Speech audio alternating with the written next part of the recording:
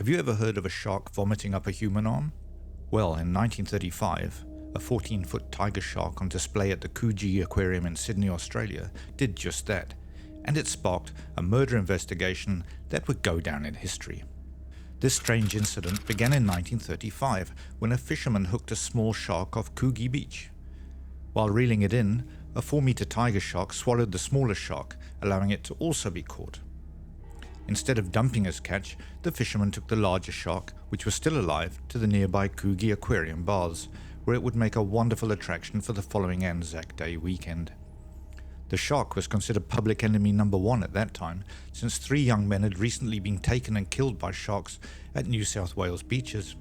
Bounty hunters were employed to help rid Sydney's beaches of the menace, so crowds flocked to see this monster with man-eating capabilities, which was given run of the pool. For several days the shark seemed quite active and had a voracious appetite, but on Anzac Day it began acting strangely. It appeared ill, moved around slowly, and was seemingly disoriented. Then suddenly, there was a great commotion in the pool, and in a sudden burst of movement, the shark thrashed its body and coughed up the contents of its stomach. When the sea foam settled, the crowd of aquarium guests saw to their horror a partially digested human arm floating on the pool's surface. Australians didn't need an excuse to blame a shark for someone's death, so when the aquarium resident regurgitated the disembodied arm, many assumed it was evidence of another deadly shark encounter. However, it was later discovered that the arm had not been bitten off by the shark, but had been removed from its body with a knife or other sharp instrument, indicating that the shark was an innocent party in an apparent murder. The arm was identified as belonging to James Smith, a former boxer and petty criminal.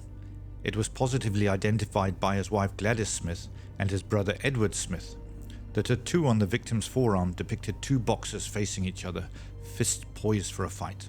The police believe that the victim, James Smith, was murdered by Patrick Brady at a house in Toowoomba Street. Brady was already well known to the law for committing petty crimes and was also an expert forger. Another suspect, Reginald Holmes, tried to commit suicide, failed, and then accused Brady of the murder.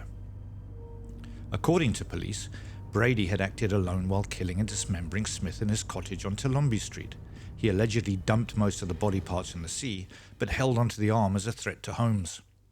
In this version of events, Brady brought the limb to Holmes's house and warned him he would be next if he didn't deliver a generous payday. Holmes claimed to have panicked and gotten rid of the arm by tossing it in the water, where the tiger shark swallowed it whole.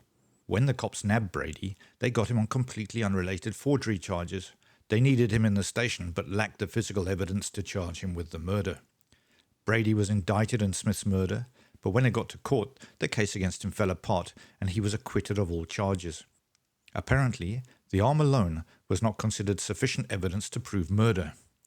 Brady maintained his innocence of the crime until his death in 1965 at the age of 76, and this crime has never been solved. If you enjoyed this video, please consider hitting the like button and even subscribing to our channel.